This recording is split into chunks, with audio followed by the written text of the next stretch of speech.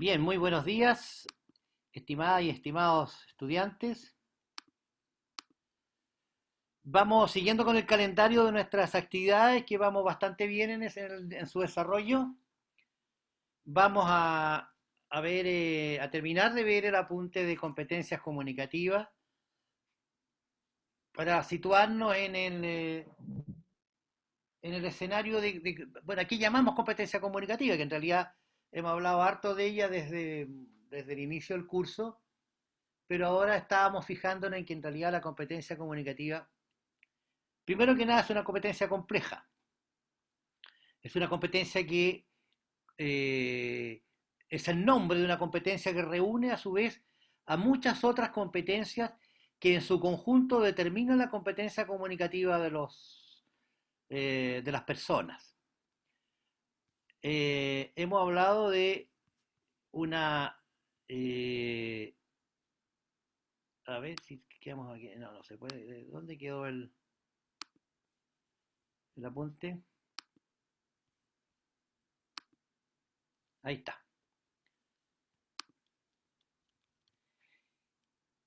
Y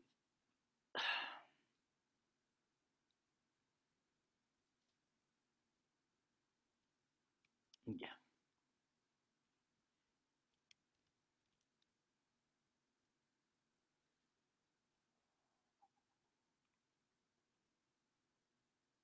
Habíamos estado planteando que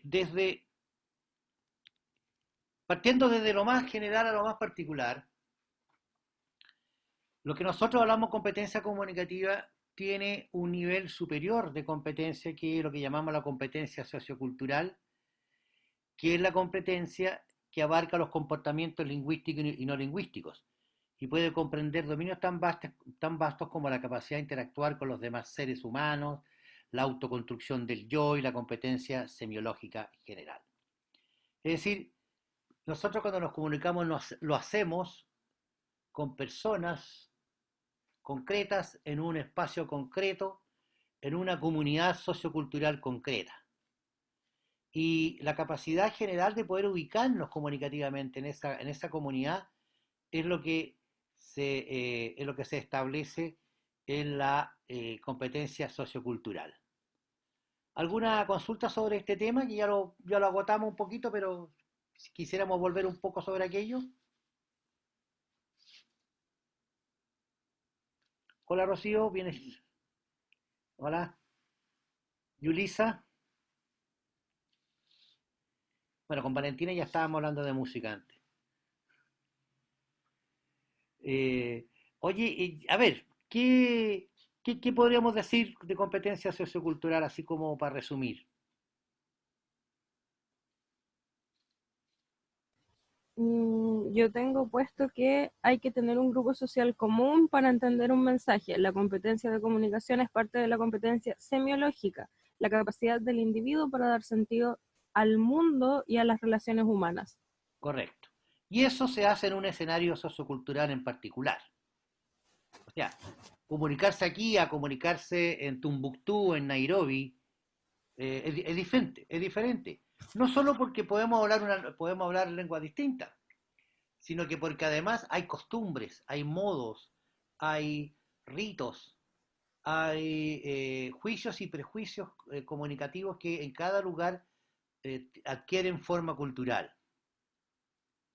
La forma de saludar, por ejemplo, las cosas más comunes que nosotros hacemos, como son lo que se llama los ritos de convivencia, cómo saludar, a quién saludar, cuándo hacerlo, y cómo se hace, todos los usos y costumbres. Otro escenario importante, por ejemplo, es el escenario de las costumbres de mesa, cómo comer, qué se come, es decir, en el caso nuestro como latinos, como eh, la comida es algo que es sumamente importante porque es para reunirse, sirve para hacer, forma parte del trato diario. En otros lugares la comida es una cuestión más, no más que no tiene mayor importancia. Y además, cuando uno, pensemos, uno va a un asado, ya me está dando hambre ya hasta ahora ya. va a un asado y va comiendo del asado lo que estima conveniente. Sin embargo, una comida así relativamente formal en Japón no es así. O sea, en Japón tú ves los platillos y hay que servirse uno primero y después el otro. Y una vez cada uno. O sea, no es como aquí, oiga, que dice la dueña de casa, pero sí va a ser otro pedacito, pues. Ah, bueno, ya, demos otro pedacito, ¿ya? ¿Cómo me voy a dejar con la mano estirada? Eso no ocurre en otros lados. En otros lados tú tienes que empezar, y es más, es tan complejo que si tú comienzas con un determinado, que pueden haber 4 platos iniciales, si tú comienzas por uno, tienes que seguir un orden que está determinado ya. Entonces, eso es distinto. Yo me recuerdo, hace años atrás, el rector Roberto Goicolea, que fue fallecido lamentablemente, que para descanse, él nos contaba una vez en una reunión que estábamos con algunos académicos y conversando con él, y él nos contaba que en el gobierno de Frei Hijo, él tuvo que viajar junto con varios otros rectores de universidades chilenas y toda una delegación que lo acompañó al sudeste asiático. Y en la pasada por Japón tenían que tenían una reunión con el ministro de Educación de Japón. Entonces estaban citados, ponte tú, a las 11 de la mañana en la oficina del ministerio. Y como los chilenos cuando andan afuera son súper preocupados, pues aquí no tanto, la reunión era a las 11 más o menos, a las 11 supongamos, y ellos llegaron como 10:30, para no llegar atrasados. Entonces, tuvieron que esperar ahí, estaban esperando y de repente faltaban como 10 minutos para las 11 y todos empezaron a alegar, a poner carita, mira, mira, pero cómo, mira la hora que es y no viene nadie a vernos y todo lo demás, pero cómo, qué sé yo, así todo el mundo no enojado, pero molesto. Y a las 11:00 se abre una puerta y aparece un par de japoneses en un perfecto castellano, los saluda y le dice que el señor ministro lo está esperando. Claro, a las 11:00, si no era no era un cuarto para las 10. Entran, se sientan, conversan todo lo que hay que conversar, qué sé yo, y después le ofrecen un cóctel. Entonces, los japoneses ubicados, pues, sirven un cóctel, no necesariamente a los japoneses, pues, pero esto de que había que comenzar por una cosa, eso no lo sabía nadie, pero eso no importaba. Y en el salón donde estaba, habían 2 hermosas estatuas de hielo, ¿no? Unas garzas así maravillosas de hielo, que estaban situadas, perdón, una que estaba en el centro del salón. Y están que ellos todos conversando, bueno, ahí llegaron más otros gente del ministerio, qué sé yo, todos hablando perfecto castellano, por supuesto. Y de pronto llega el ministro, hace una reverencia y se despide y se va.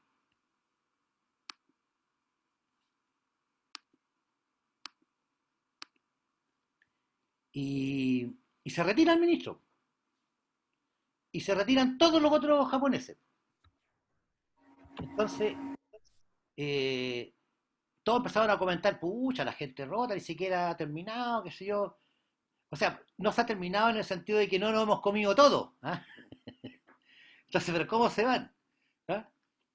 Entonces, cuando uno típico que se queda a los cócteles, qué sé yo, y trata de come, po.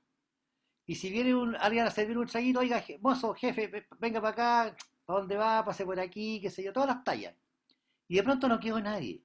Entonces, por supuesto, los japoneses muy delicados dejaron a un funcionario que no dijo nada. Entonces alguien le preguntó, oiga, señor, ¿por qué se fueron todos? No, lo que pasa es que aquí en Japón se colocan estas estatuas de hielo que son solamente para las autoridades importantes y cuando se empiezan a derretir, se acaba el cóctel. Y ahí están goteando ya. O sea, ahí no te dicen ya chiquillos, vámonos, se acabó. No, sino que hay que saber observar que derritiéndose las tenían que. Y esto ningún chileno sabía eso.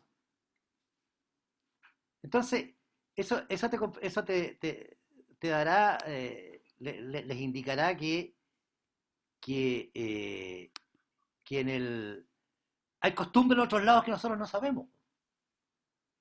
Entonces, esa capacidad semiótica de poder ubicarnos, de poder... eh, eh, ay, se me fue otra vez. Esa capacidad semiológica general, esa competencia sociocultural, varía, por supuesto, que en todos los lados. Bueno, bajando en la complejidad de las competencias, tenemos la competencia verbal y la no verbal. Estas son las dos grandes competencias en las que dividimos nuestra comunicación en general. O sea, la capacidad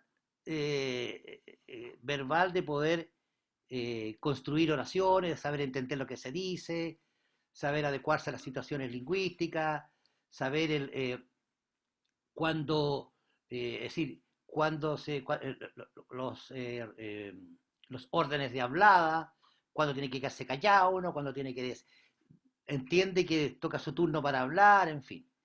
Y por supuesto todo esto va acompañado de una conducta no verbal, que tiene que ver con, formalmente yo no puedo estar conversando con autoridad, por ejemplo, con las manos en el bolsillo. ¿Ah?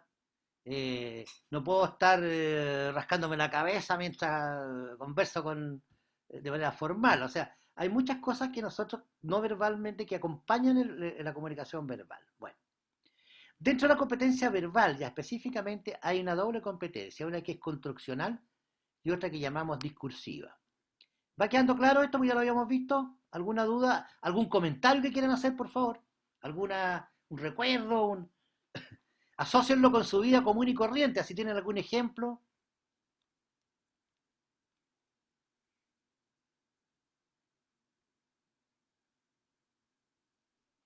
Profesor, por ejemplo, esa de la competencia no verbal, cuando usted hablaba del tema de las señales, eh, por ejemplo, podría ser cuando uno atiende a un cliente y cuando uno ¿Ya? habla con los compañeros del trabajo. ¿Ya? Por ejemplo, cuando uno atiende al cliente tiene que regirse ante el protocolo de Correcto. bienvenida, de atención, todo eso. El Y con mis compañeros de vocabulario. trabajo, Claro. claro, vocabulario, dicción, eh, todo eso. Pero con mis compañeros de trabajo es diferente, podemos hablar con la Echar la chacota, talla. digamos, echar la talla nomás. Oye, Claro, el claro. cliente, lo miraste, ¿no? Cosas así. Claro. Oye, la vieja pesada, oye, pucha, el tipo pesado, ¿ah? Oye, chita, que sabía este gallo de lo que estaba comprando. Claro, eso lo puede hacer uno, pero precisamente cuando está en función de su rol, obviamente que la comunicación. Fíjense, ustedes se han dado cuenta que, por ejemplo, cuando ustedes hablan con una autoridad, qué sé yo, o con alguien mayor, el hablar nuestro se pone más lento, más pausado, mejor pronunciadito. ¿Ah? No sé, atolondra para hablar, sino que va despacito, va más calmado, dando la apariencia de que uno está pensando lo que dice, ¿no? Incluso hay retrocesos. Uno explica y cuando cree que no lo ha explicado bien, se autocorrige y dice, bueno, miren, a ver, podría yo explicarlo de esta manera. Y cuando ya no tenemos otra opción, ¿qué hacemos? ¿Cuál es nuestra estrategia cuando no tenemos, cuando sabemos que no nos podemos explicar bien? Y yo digo, no sé si se entiende. Algo así digo. Claro, Cuando o ya estoy incluso, enredado ya. claro, uno mismo se enredó, po. Entonces, claro, claro, eso ocurre, Profe, pues, ¿sí? igual va en un tema de que, por ejemplo, yo en el colegio en X situación tenía que presentarme ¿Ya? como en privado, como yo hablando con otra persona con un grado mucho mayor. ¿Ya? Entonces yo tuve una sesión con la psicóloga que me decía así como, ya mira, lo primero que no tenéis que hacer es ponerte la rodilla encima, porque eso significa que no estáis como abierta al diálogo y vais con una parada súper soberbia como de, yo vengo aquí, ¿cachai? Y tú no sabes nada. Claro, Tampoco como mover las manos al hablar, pararme derecha y mirar a los ojos y cosas así. Como claro, no que, cruzarse de brazos, sí, po, sí, porque eso sí que ya es, ahí que no me interesa me interesa un rano lo que sí, me está diciendo. Entonces, hay varias cosas que uno hace al hablar con otra persona que tienen su significado y uno no sabe. Oye, y eso se aprende de tan chico, o sea, por ejemplo, los niños chicos, ni niños, diga, de 6 años, 5, 6 años, 7 años, cuando no les gusta algo, ¿qué hacen? ¿Ah? Cruzar los brazos.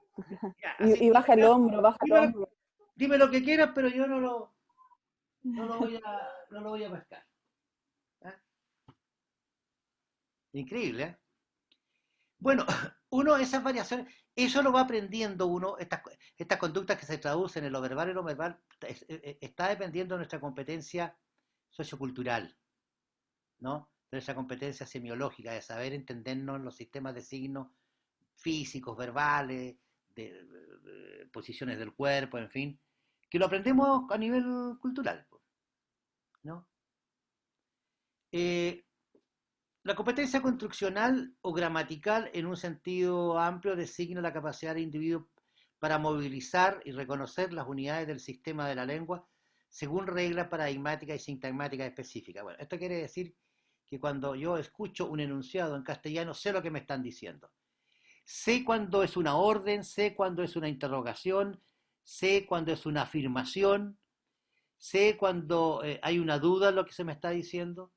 Y lo mismo yo cuando lo hago. Y de ahí hay muchos recursos como, eh, eh, por ejemplo, no sé si tú conoces tal cosa.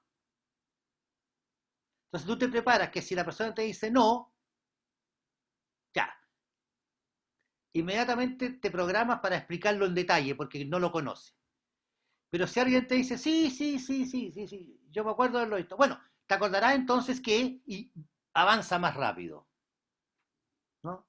Y bueno, muchas de esas cosas de que yo les pido ahora que ya empiecen a pensar en aquello, porque esto va a ser importante, sobre todo cuando hablemos de comunicación y educación y hablemos de nuestro comportamiento en la sala de clases, por ejemplo. Uno comunica con todo el cuerpo.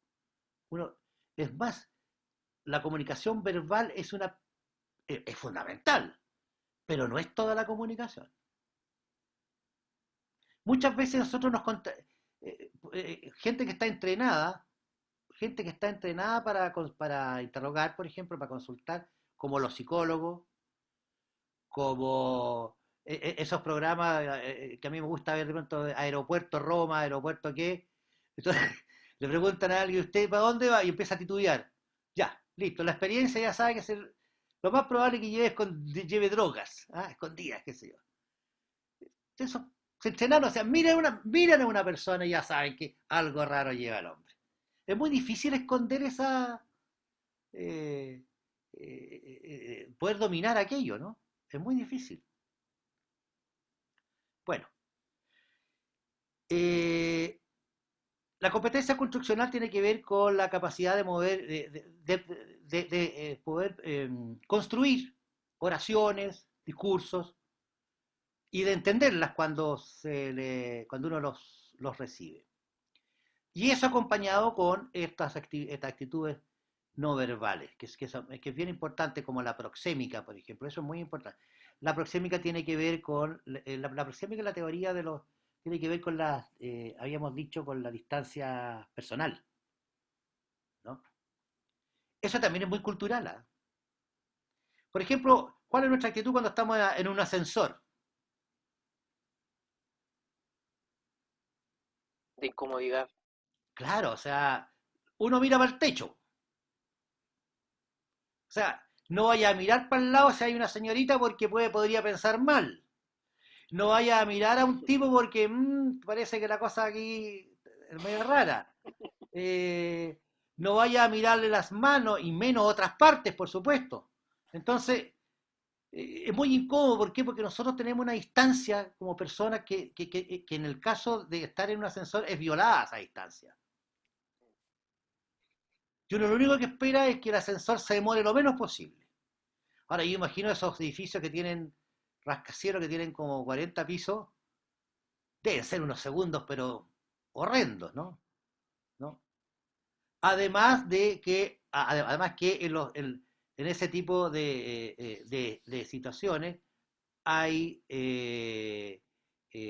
hay se manifiestan bastantes problemas de acoso y otro tipo, pero independientemente de aquello, está esa distancia. Es decir, nosotros tenemos una burbuja, vivimos lo que esa es la teoría de la burbuja, ¿no? Nosotros aceptamos muy difícilmente una persona detrás nuestro, pero adelante podemos, la diferencia puede variar. Hay bueno, de esto hay unos libros muy interesantes, ¿eh? Cuando si que alguna vez llegan a conocer la U, en la biblioteca que hay ahí, hay unos libros bien interesantes sobre investigaciones que se hicieron hace muchos años, pero que son muy válidas. Sobre, por ejemplo, hay un libro, no me acuerdo ahora el autor, que investigó, motivada por estas circunstancias, fue la primera investigadora que hubo en Estados Unidos que investigó el comportamiento de hombres y mujeres en las fiestas. Y no difiere mucho de nosotros, ¿eh? Por ejemplo, en las fiestas en las que eh, hay una chica, por ejemplo, muy interesante, cómo los hombres circulan en torno a ella. Cómo, incluso, inconsciente esto, cómo van tratando de adoptar la mejor posición para estar más frente a ella. O sea, para que lo miren a él y no a los otros. ¿Ah? Llamar la atención. Bueno, usted tienen experiencia también de comportamientos sociales en fiestas, ¿o no? El llamar la atención es algo que los pavos reales tenemos, pues, ¿ah? Se da. Claro, hacerse notar, hablar fuerte, moverse más rápido de lo normal, o muy lento, así como medio misteriosón, en fin. Y las chicas igual también, pues, los ángulos, las miradas, que sí, que no te miro, que miro para el lado, que te miro pero no quiero que te des cuenta que me estáis mirando y así, pues. Ese aprendizaje de la vida social es propio y es muy tortuoso en la adolescencia, porque no sabemos, pues, no sabemos cómo se hace, entonces a más nadie le enseña ese tipo de cosas. Y es muy complejo, y a veces frustrante, a veces hay circunstancias así muy como que, como alguien que se prepara así, cree que tiene todo listo y llega y dice, bueno, ahora yo no sé cómo será, pero acercarse a una niña y le dice, bailemos, no. Oh, ese tipo lo destruyeron, ese tipo está destruido. No, ese loco tiene que irse de la fiesta porque perdió nomás. Pues, tiene que ir a ver al psicólogo el otro día porque seré muy feo, seré muy malo, qué cara tengo. Claro, obviamente esos comportamientos tienen la importancia que tienen según el momento de la vida, pues, ¿no? Profe, ¿Sí? que sobre eso, o sea, como que yo me he dado cuenta que nosotros los chilenos, cuando vamos a pedir a algún compañero, o sea, alguien en la disco que baile con nosotros, somos como muy aburridos. Por ejemplo, yo me acuerdo que cuando estuve en Brasil o en Cuba te hablaban con un sazón, con unas ganas, que realmente daban ganas de ir a bailar. Mientras que aquí dicen, oye, ¿queréis bailar un ratito así, estoy ocupada? Son como fome, entonces como que no dan ganas de salir. Bueno, pero es que, bueno, lo que hemos dicho, si toda esta cuestión es cultural. En mi época, por ejemplo, no se usaba que las niñas bailaran solas. Y cuando esto comenzó a ocurrir, estas niñas deben ser lesbianas, pues, claro, si no. Y después con el tiempo ya se hizo moda y ya nadie cuestiona. ¿Por qué? Porque yo hay una disco a bailar, ahora si quiero bailar, bailo sola, bailo con mi amiga, que me da lo mismo, si total que yo no necesito a alguien para bailar. Pero antes era imposible, pues, ridículo, o sea, ¿no? Era como muy fome, entonces mejor que no ocurriera. Bueno, eh, aquí esto llama un detalle más a propósito de la competencia construccional. Esto lo que viene para abajo acá es, sabemos usar las unidades, los mofemas y los grafemas, o sea, sabemos qué significa la competencia construccional. Poder diferenciar entre singular y plural, entre masculino y femenino, cosas básicas, ¿no es cierto? El componente sígnico tiene que ver con el uso del vocabulario, ¿no? De usar la palabra precisa, eh, eh, que, que, que en nuestra cultura la, las mujeres son mucho más cuidadosas de este detalle que los hombres. ¿Por qué creen ustedes?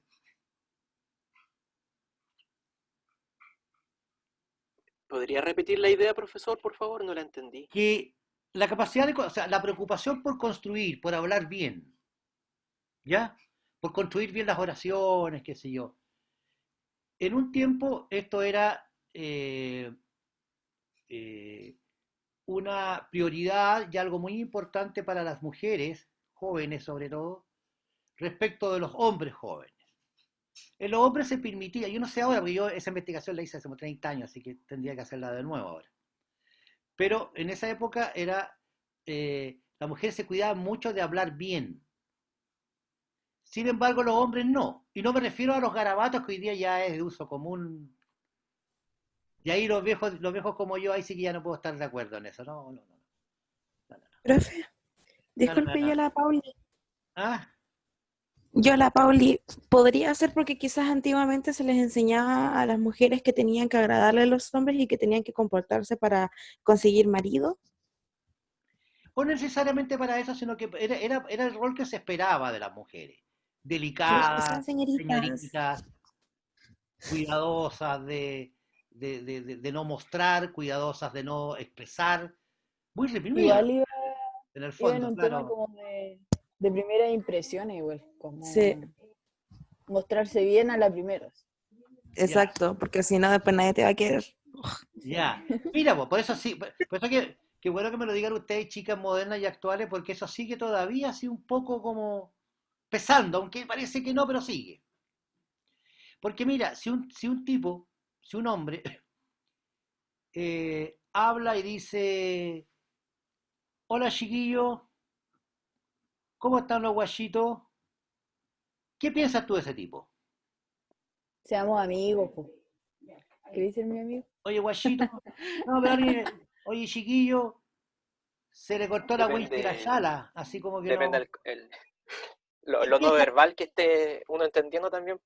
Ya, pero si alguien habla así, ¿qué piensas tú de esa persona? ¿Cuál es la imagen que te forma de esa persona?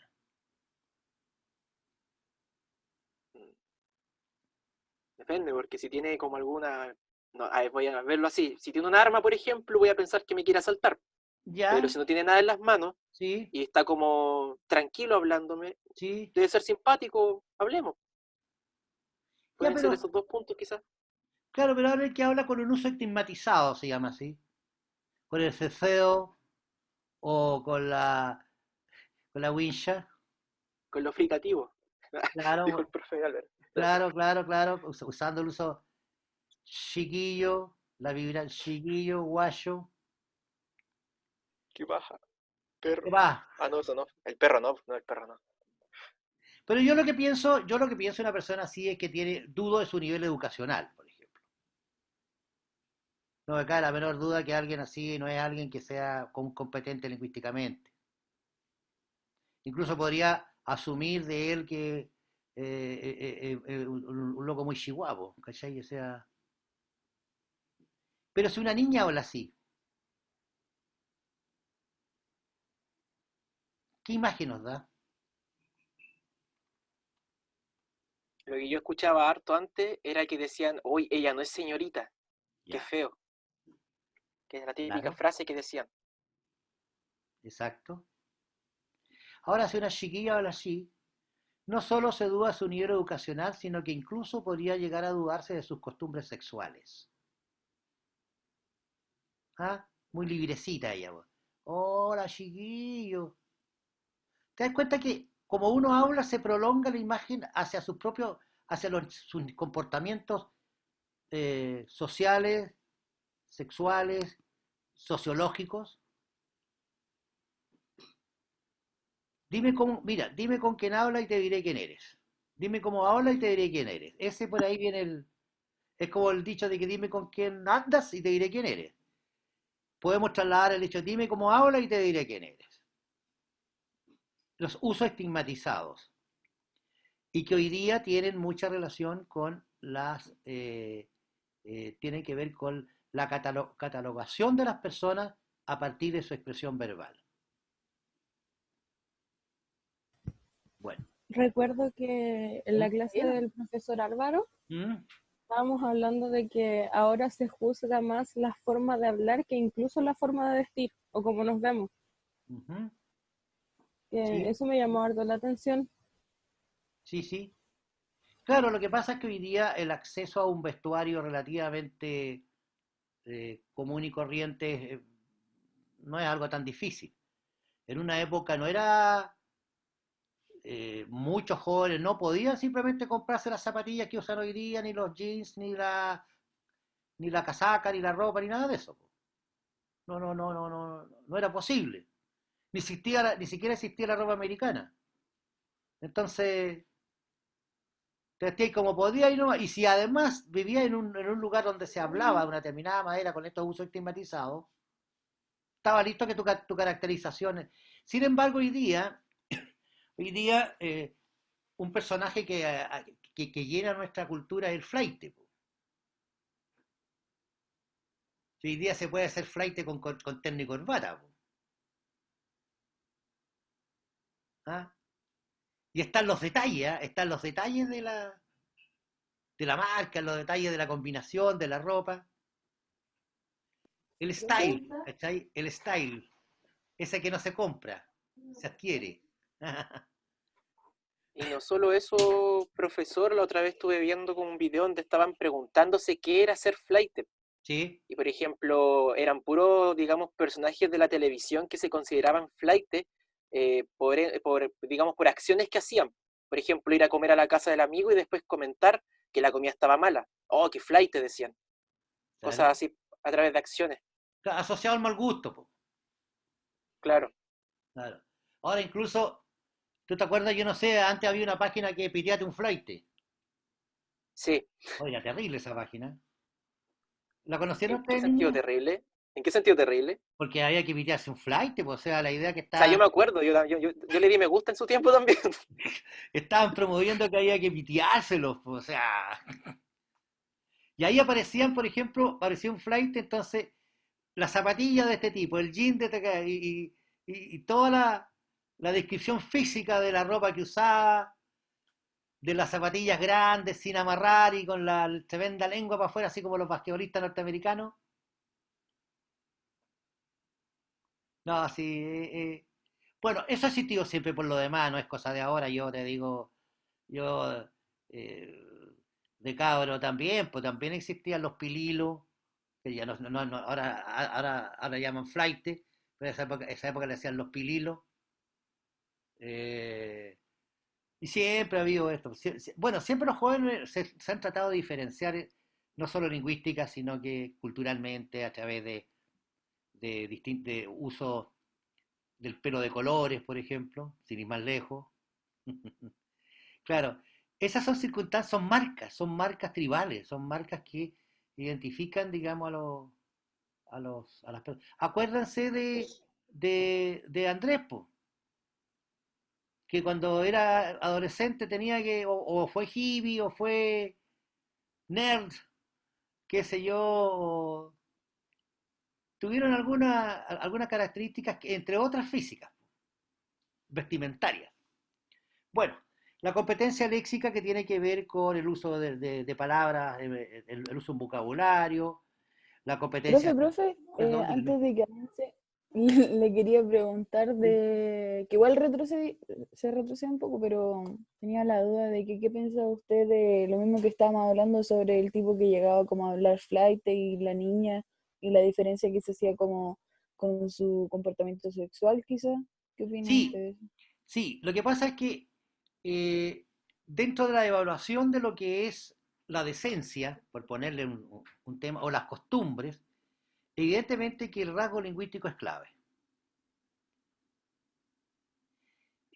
Por lo menos en el registro que yo tengo, en los estudios que alguna vez yo hice, claro, una mujer que habla mal no solo es considerada una chica rota, ponte tú, o poco pulida, o qué sé yo, pero por esa misma razón se traslada probablemente a sus conductas. A eso me refiero. Entonces, en ese sentido, la mujer tiene un umbral de comportamiento lingüístico importante. Ahora, esto es importante por dos razones. Primero, porque si suponemos que las madres en una proporción, una alta proporción, son las que crían a los hijos, es mejor que los críen las madres que los padres. Porque si no, esos niñitos, ¿cómo hablarían? ¿Ah? Sí, sí, igual entiendo a lo que va, pero lo Claro. que quiero saber yo es que como usted encuentra que está bien, está mal, No, no, como, ¿qué no. opina? O Yo sea, describo nomás. Yo no estoy diciendo que está bien o está mal. Yo digo que es una percepción respecto, sociolingüísticamente hablando, respecto de o sea, digamos, en la sociolingüística existe la teoría del idioma estándar. Y que ustedes lo están viendo, me imagino, lo han visto con el profesor González, ¿no?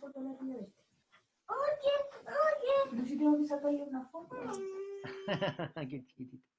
Y en la teoría del idioma estándar, en lo que se refiere al conjunto de actitudes de los hablantes respecto a su lengua, existe una tendencia, o sea, no es una tendencia, es una realidad, en que uno tiende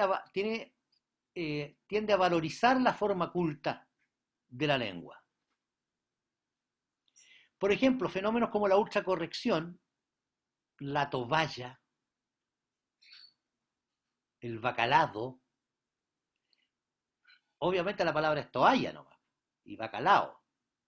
Pero alguien que no tenga una cultura lingüística muy desarrollada creerá que al decir tovalla, que al decir toalla está mal pronunciado porque a eso debe faltarle una B. Entonces, para hacerlo mejor, dice tovalla. Eso, Profe, como el fenómeno por lo cual.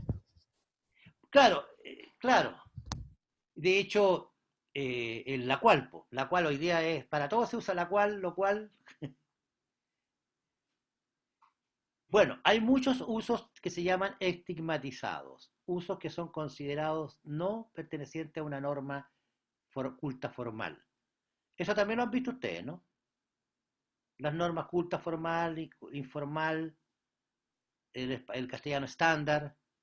Eso seguramente si lo están viendo con el profesor González, por lo que me comentaban ustedes. Eso en sociolingüística.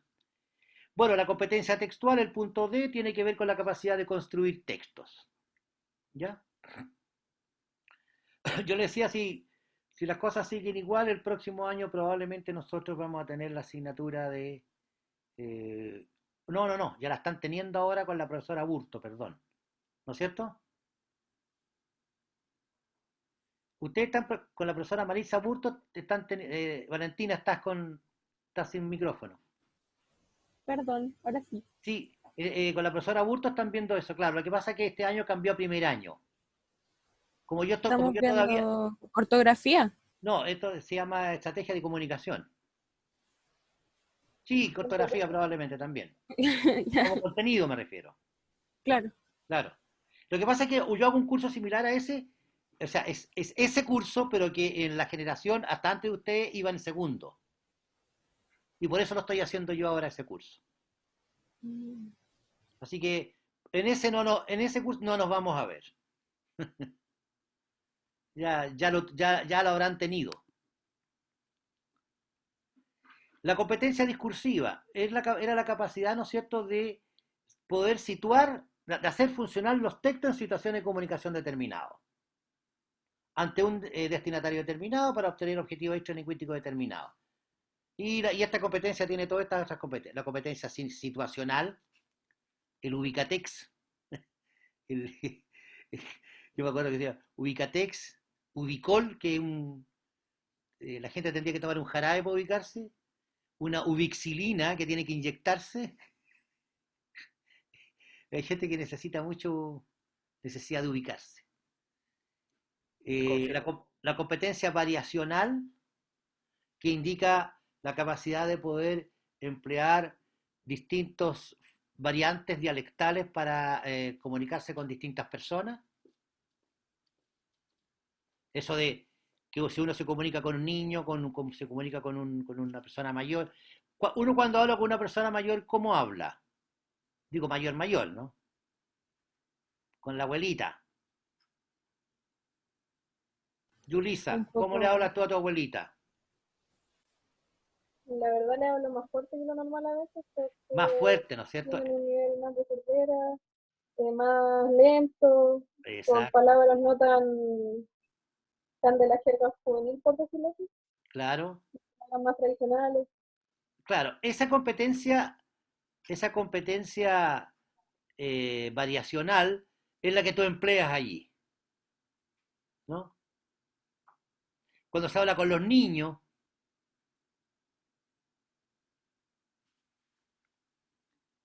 bueno, la competencia enunciativa, que se refiere a la capacidad del individuo para movilizar por su cuenta el aparato formal de la, ahí dice, no, de la enunciación. Bueno, esto incluye una competencia modal, es decir, la capacidad del individuo de elegir los modos enunciativos. Si hablo desde el yo, hablo hacia un tú, hablo con un él. Por ejemplo, eh, ¿ustedes se acuerdan del boxeador Martín Vargas? ¿Han oído hablar de él? No, no sé. O algún futbolista, por ejemplo, Maradona. Bueno, hay futbolistas que se refieren, cuando hablan de sí mismos, hablan de Rojas. ¿Ah? Claro. Zamorano, porque Iván Zamorano, me imagino que lo ubican ustedes, el gran... Sí. Zamorano, cuando hablaba de él, hablaba de Zamorano.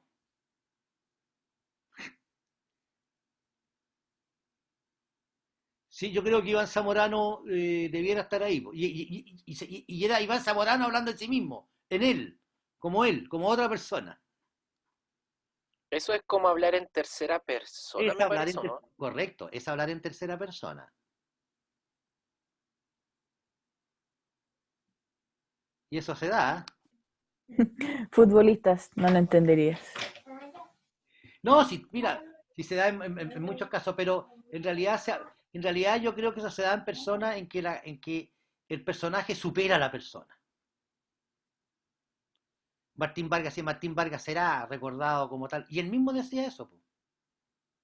No es que yo seré, sino que Martín Vargas será recordado. O sea, como si fuera otro, no él. Ahora, ¿qué motivaciones puede tener esto? Vaya a saber. Profe, Dígame. eso tiene que ver un poco con la poca humildad también que podemos tener, ¿o no? Es Claro, como, es cierto, tienes razón, porque, claro, poco humildad en el sentido de autoconcebirse como muy especial, por ejemplo. porque como que hablar en tercera persona de ti mismo tira como ese instinto de superioridad frente hasta a ti mismo. O sea, usted no van a encontrar otro profesor como Sánchez. ¿Cachai? Dicho así, es como, es que qué es lo que se logra con ese efecto ilocutivo? O con esa competencia modal. Separarme yo mismo del juicio. Porque si yo hablara de mí mismo ya sería, no, pues el gallo egocéntrico. Pero si yo dijera, mira, el mejor profesor del mundo es Sánchez, es como que me alejo de ese juicio porque como si yo estuviera, como si fuera más objetivo lo que estoy diciendo, y obviamente no lo es. Po. La competencia ilocutiva, que tiene que ver con la capacidad de producir y enunciar actos de habla que tienen que ver con la intencionalidad del enunciador y con sus decisiones sobre la forma que adoptará su intervención. Ahí esto significa pragmática, es decir, la capacidad de poder tomar decisiones acerca de incidir en el otro.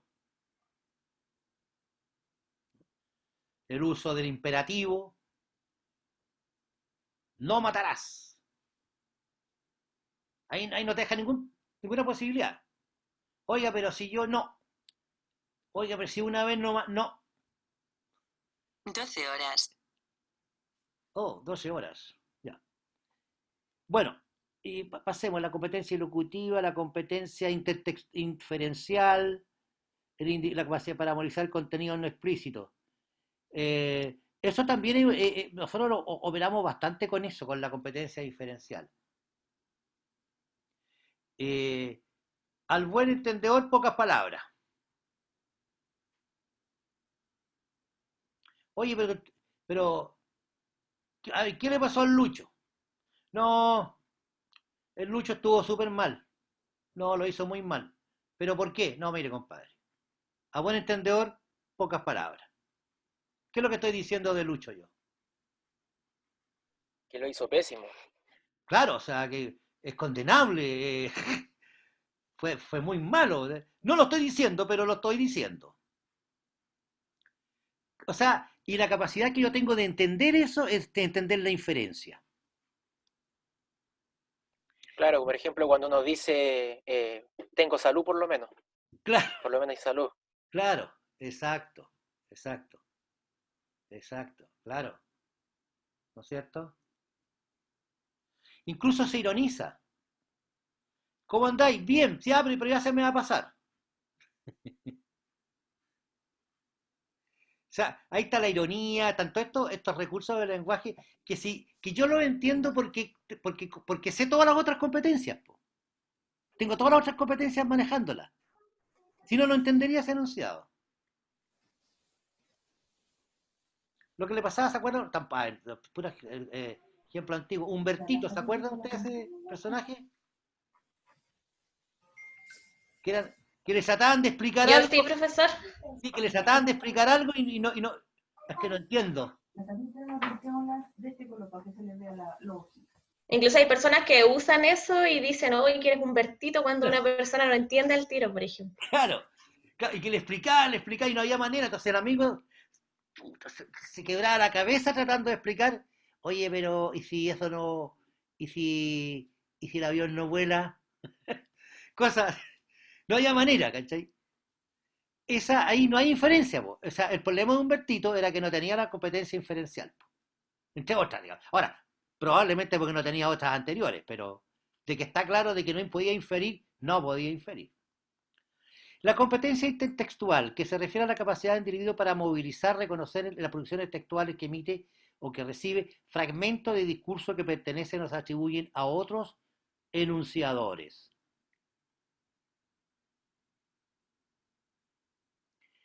¿Qué significa la intertextualidad? ¿Conocen ese concepto? Esto significa de que todos los textos, y cuando decimos texto aquí estamos hablando de textos lingüísticos y no lingüísticos, o sea, textos visuales, textos cinematográficos, textos musicales, todos los textos están relacionados con algún otro texto. No existe un texto autónomo, en el sentido que no guarde alguna relación formal o de contenido o semántica o histórica, que sé yo, con algún otro texto.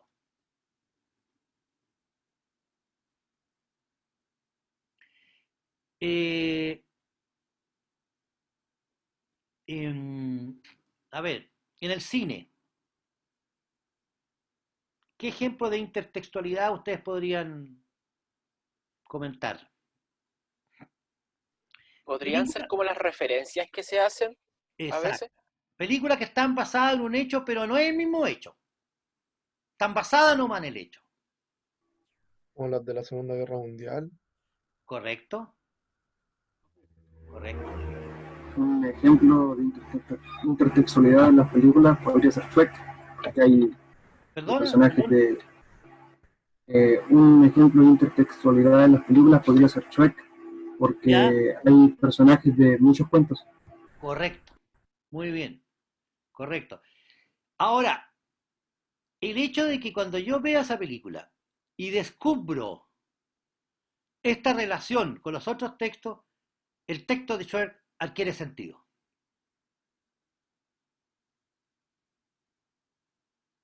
nosotros vivimos en un mundo de intertextualidad. Todo lo dicho tiene algún referente en otro texto. No solo lingüístico, ¿no? Muy bueno tu ejemplo, oye, de Schwerk. ¿Por qué? Ahora, esta intertextualidad puede ser polémica, es decir, puede tener varios caracteres. Por ejemplo, discutir, poner en duda el texto anterior o seguirlo nomás.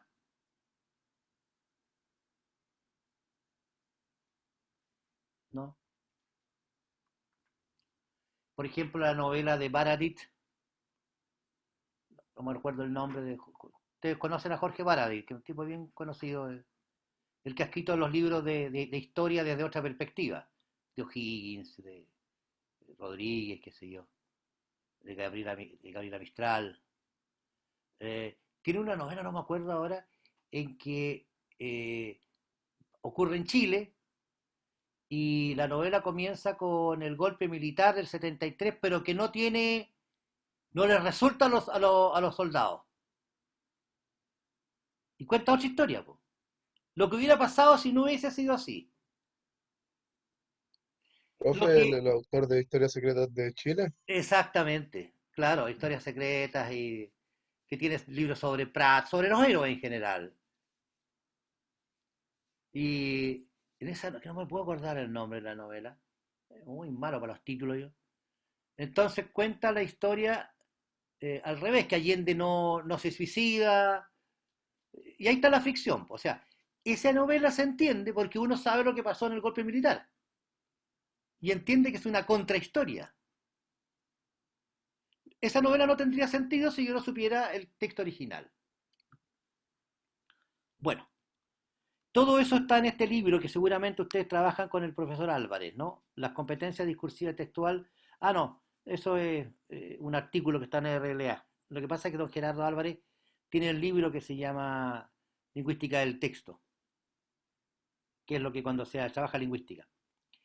Bueno, hay dos competencias más que son sumamente importantes para nosotros, o sea, una competencia más en realidad, que es la competencia, agregamos la competencia espectatorial, que es una competencia que propone mi maestro Carlos Lomas, ¿ya? Señala que,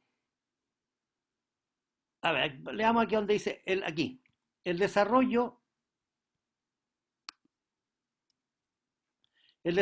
de esta competencia supone atender el aprendizaje de los signos mínimos de las imágenes y la comprensión de los procedimientos sintácticos que la articulan y el análisis de los valores pragmáticos que encubren, e ir produciendo a lo largo de la escolaridad obligatoria un saber en torno a los textos iconoverbales que sustentan la comunicación audio-escrito-visual, capaz de impulsar en el alumnado la alfabetidad visual, entendida esta como una competencia comprensiva, expresiva y metacomunicativa. Es decir, la competencia espectatorial es la capacidad de ver. Más exactamente la capacidad de mirar. ¿Qué diferencia hay entre ver y mirar? Recuerden que los sinónimos no existen. En la atención que se le pone a la hora de hacer uno de los dos. ¿Ya? Uno es como mirar así por encimita y el otro es prestarle atención, fijarse en los detalles. Ya, ¿cuál es eso? Prestar atención, fijarse en los detalles. ¿El ver o mirar? Mirar. Mirar, claro. No sé, vaya. ¿Ya? Bien, Pablo. La verdad es que ver es el hecho fisiológico, po. Todos vemos, pero no todos miramos. Es como la diferencia entre oír y escuchar. Profe, es como, o sea, al menos a mí me pasaba cuando chica como de mi mamá retándome así como te estoy mirando. Claro, claro. Como que se está fijando en lo que yo estoy haciendo. Te estás fijando y te estoy evaluando, te estoy midiendo, te estoy cachando perfectamente. A mí no me venís con que yo no te puedes ocultar de mí. Eso es. ¿Ya? Ver y oír son conductas perceptivas y mirar y escuchar son conductas interpretativas.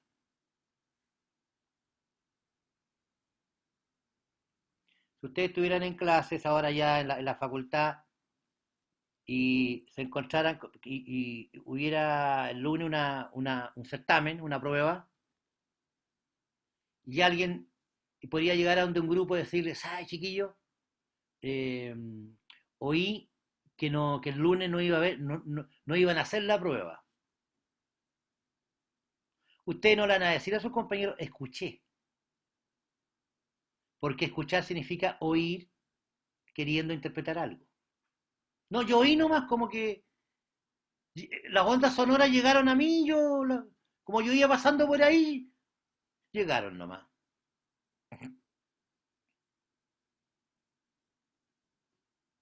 Para las niñas, ¿cuál es la diferencia andar por el centro entre ver y mirar a un chico? ¿Cuándo se ve y cuándo se mira?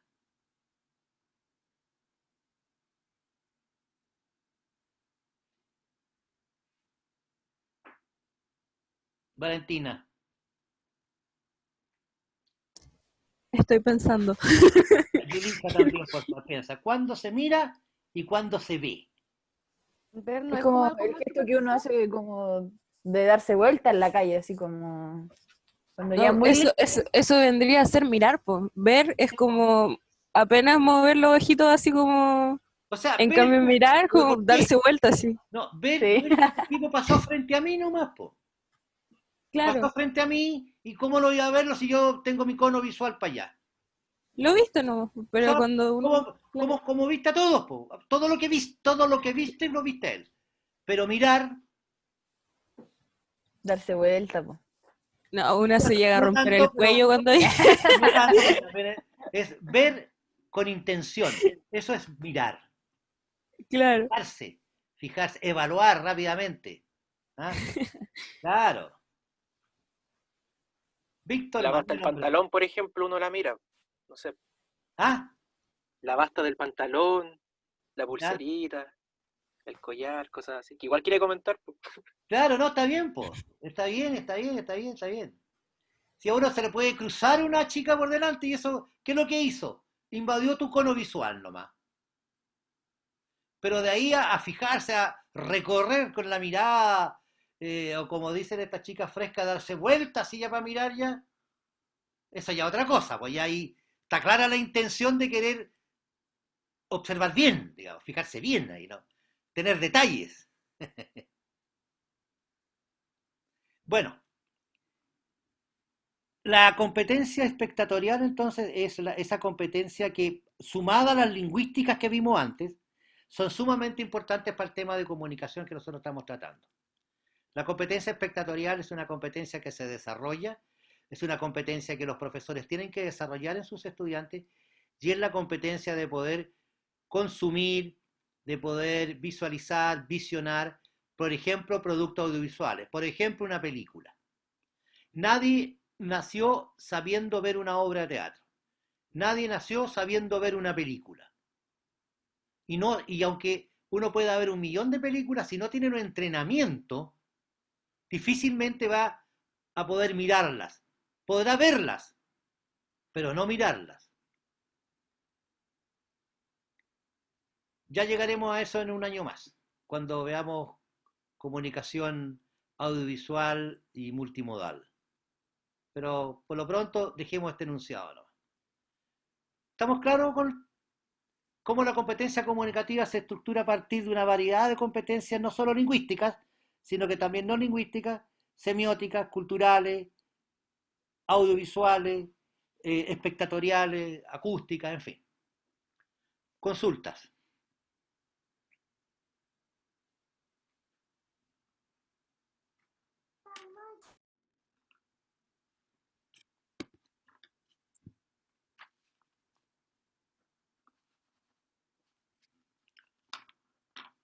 No, yo no soy tan claro como yo creo, así que no me crean. Bueno, Recuerden, perdón, al final miren,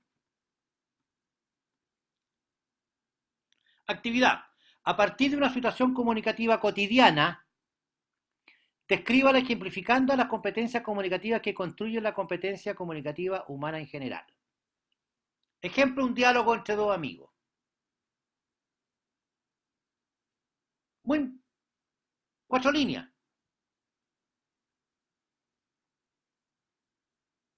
Y expliquen todas estas competencias, porque estas se dan todas juntas, ¿de qué manera se dan? No, si no, no me mire con esa cara como que, uy, qué horror. No, si no, se puede. Sería como dando un ejemplo por cada uno que hemos visto en clase, ¿no es cierto? Claro, pero un encuentro unificado, es decir, una situación comunicativa general. Claro. Entonces, a ver, la competencia... Desglosando todo eso. Claro, la competencia, ponte tú, espectatorial. Por ejemplo, la competencia espectatorial es la competencia que nos permite a nosotros manejar la competencia no lingüística, por ejemplo. Los gestos, ¿no? En el ejemplo, ustedes podrían poner a alguien, oye, mira, qué sé yo, estábamos jugando a la pelota y el Lucho hizo un chanfle. No sé si se usará todavía eso, ¿no? Cachaña. Bueno, en el fútbol oficial le llaman a eso, ¿cómo se llamaría eso a los futboleros? Dribbling. Un dribbling. Que en realidad en la Pobla le llamábamos cachaña. Entonces, puede ser que alguien no entendió, entonces no se tiene que explicarle. Bueno, ocupen toda su creatividad para poner este ejemplo con todo esto, ejemplificando en una situación comunicativa, comillas, real, todas estas, cómo se darían y cómo se dan todas estas competencias que estructuran la competencia comunicativa. ¿Estamos de acuerdo? ¿Alguna consulta? Todo claro. Bien, me alegro. Chicos, espero que les vaya bien, que tengan un buen fin de semana y que trabajen bien, que les vaya bien en su trabajo. Gusto de saludarla, que estén muy bien y saludarlos. Chao, Cuídense. profe, que esté bien. Chao, que estén muy bien. Profe, cuídese. Chao, profe, que le vaya bien. Cuídense. Gracias. Buen día. Chao, profesor, Chao, gracias. profe, que tenga un buen día. Profesor. Gracias, muchas gracias. Chao, profe, que le vaya bien. Saludos a los gracias. gatitos. Chao, chao. Que estén bien. Que la fuerza esté con usted. Eso, vaya, bien, bien. Claro. ¿Escuchaste, Yoda? Bien. Chao.